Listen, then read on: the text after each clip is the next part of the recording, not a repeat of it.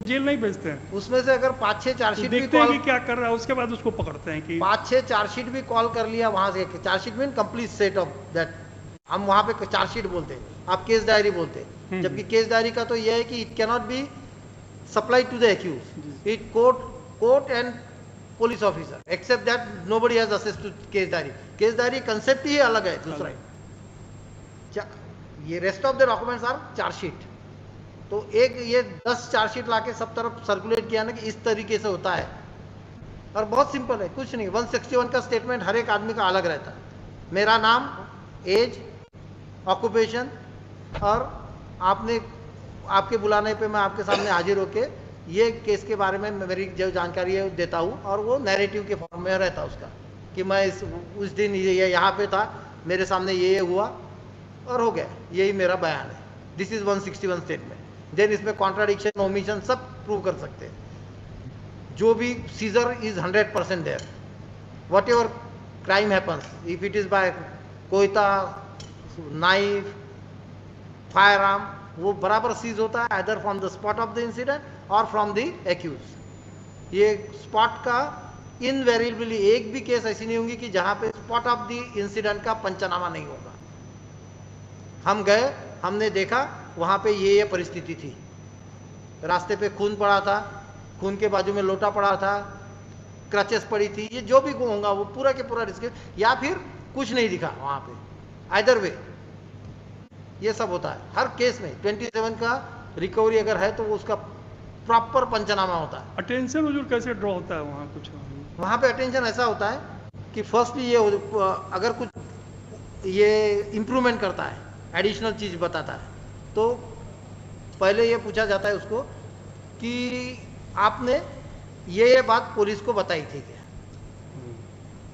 जो चीफ में बोला रहता ना एडिशनल, जो पुलिस स्टेटमेंट में नहीं रहता। यानी सपोज कि ऐसा हो गया है कि मैं स्पॉट पे था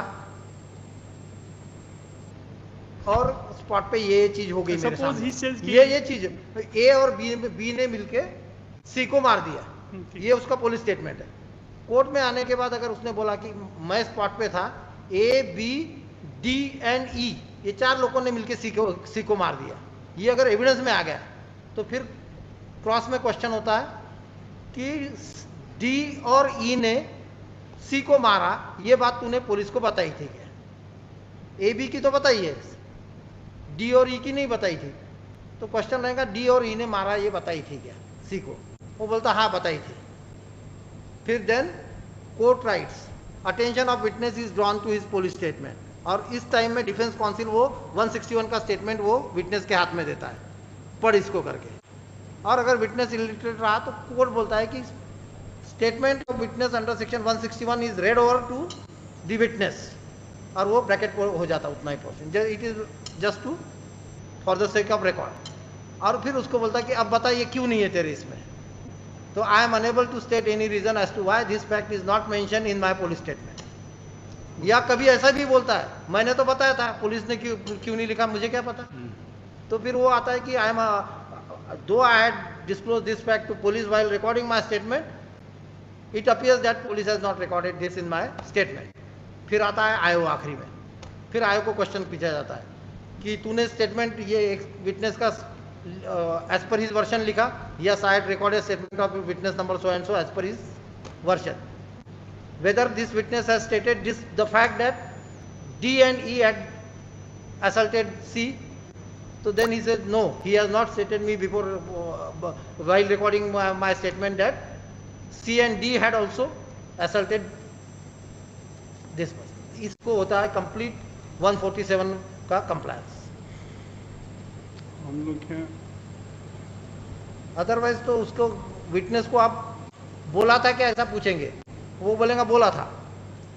और फिर 161 का स्टेटमेंट हम देख सकते क्या, लॉ प्रोहिबिट्स, वो कंपेयर नहीं कर सकते हम एक दूसरे, इसका एविडेंस और 161 का स्टेटमेंट कंपेयर नहीं कर सकते, because court is also prohibited from reading that 161 statement. तो this way it is to be brought on record. ये सब चीजें होती है। There might be rules for that in Maharashtra और अदर स्टेट, क्योंकि हमारे बिहार में अभी रूल बना है ये। अब आप देखिए ना 161 में है कि court cannot read that statement, क्योंकि क्या है, अनस्क्रूपुलस पुलिस 10 विटनेस जो थे भी नहीं, मालूम भी नहीं और उनको पता भी नहीं, उनके स्टेटमेंट लिख लेंगे। और अगर कोर्ट उसको रीड करके उसको कोरैबोरेट करके यूज करना है तो वो तो छूटना नामुमकिन हो जाएगा एक्यूज का। इसलिए it has to be use only for the purpose of corroboration और only for the purpose of contradiction. तो कॉन्ट्राडिक्शन इस तरीके से लाता है, रिकॉर्ड पे आता है। यहाँ तो है ही नहीं इस तरीके से ही आता है, बाकी otherwise there is no other alternative to bring contradiction on it. Anyway that is, तो वो तो बड़ी इसकी बात है। तो ठीक है अभी